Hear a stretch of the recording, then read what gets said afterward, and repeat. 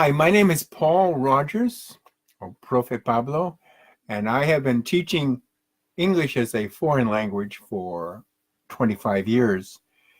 And I actually started in Tijuana.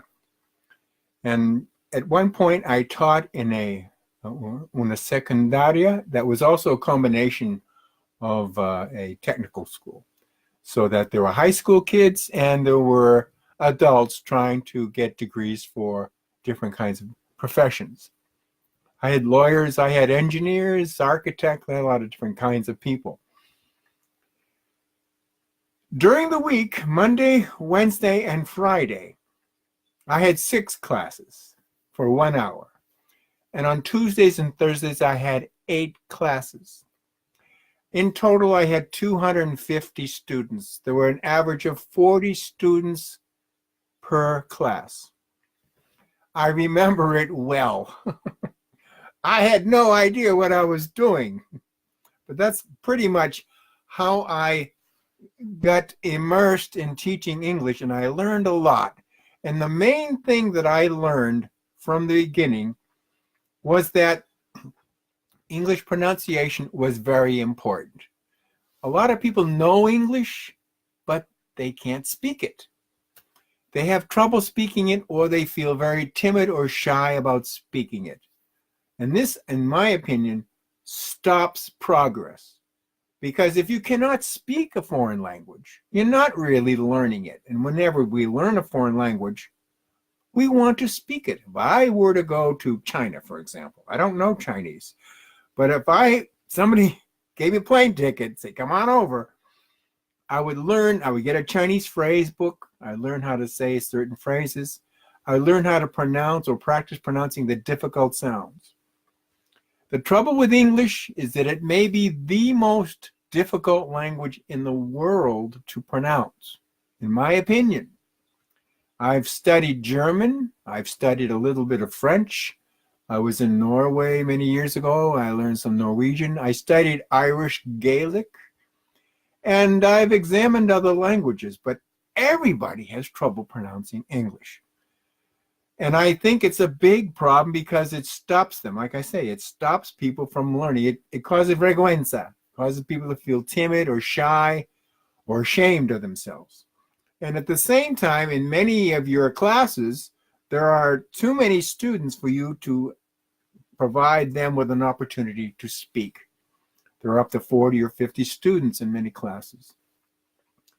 But anyway, as I say, I put a lot of emphasis on pronunciation. And in the process, I've developed 2 websites. One is called Pumarosa.com, and the other was called inglesconprofepablo.com. Both are bilingual and phonetic. Phonetic means basically the sounds of a language. And somebody once pointed out to me that learning the pronunciation of a foreign language is muscular. It has to do with how to train. You have to train your muscles. You have to train your tongue, your jaw, your throat. You have to learn where to put your tongue, this way or that way, or up the roof. Every single language has its own peculiarities about its pronunciation, which we all have to learn. When I was studying Spanish, and I know Spanish fairly well, but when I began, it was easy. No problem. Spanish is a phonetic language. Up until a point where I had to learn how to pronounce the letter G, hey. That was not so easy. And then, of course, double R. I could not pronounce double R for the life of me. So I practiced. I had to practice very, very slowly. I put my tongue between my teeth just to make the initial sound. And I did that every day for, I don't know, maybe a month, until finally I could go. I had to train my muscles. It's just like learning how to do a sport. You have to train yourself. You have to learn the movements, and then your muscle memory has to build up. And that's exactly what it is with pronunciation. Everybody thinks that because they can't pronounce English well, that they're stupid. It has nothing to do with intelligence. It only has to do with training. And like training to learn anything, you have to do it in steps and gradually. Everybody, for example, when we all learn how to drive a car, a standard shift, what's the first thing that happens? Our left foot can't control the clutch, and so that car bucks. Everybody has the same problem. So in the same way with learning the pronunciation of English, everybody has the same problem. Part of my method, as I call it bilingual and phonetic. I show people with a lot of sense of humor how to make the sounds. For example, TH. First time I show people how to make the sound of TH is when they're learning the numbers. And I just make a fool out of myself. As long as they laugh.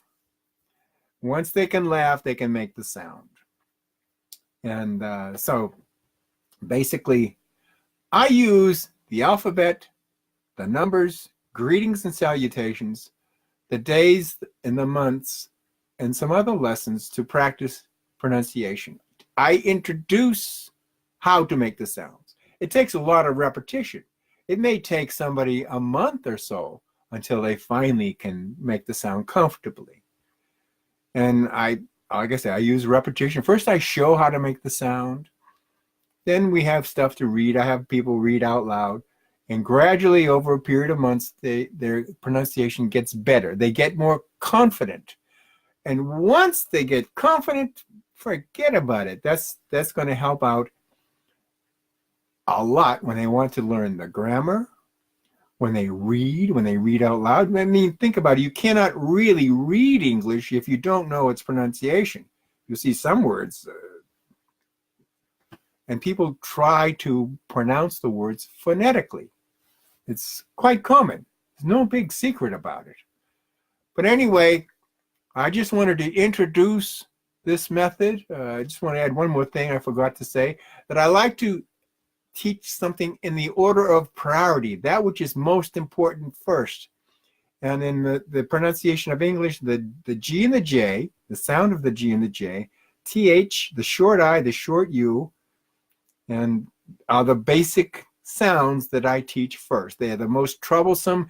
And once the student can pronounce these sounds, they are the most helpful.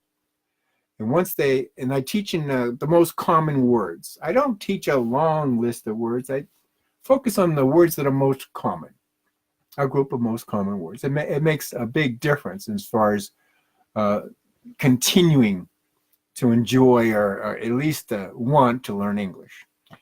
So I have lots more to say about this. If you want to get in touch with me, I'll put up my WhatsApp number. You can use my 2 websites for free, and I would like to hear from you if you do use my websites. It would be interesting to hear. I used to teach in Mexico, as I mentioned, and so someday I may go back. Thanks. See you later.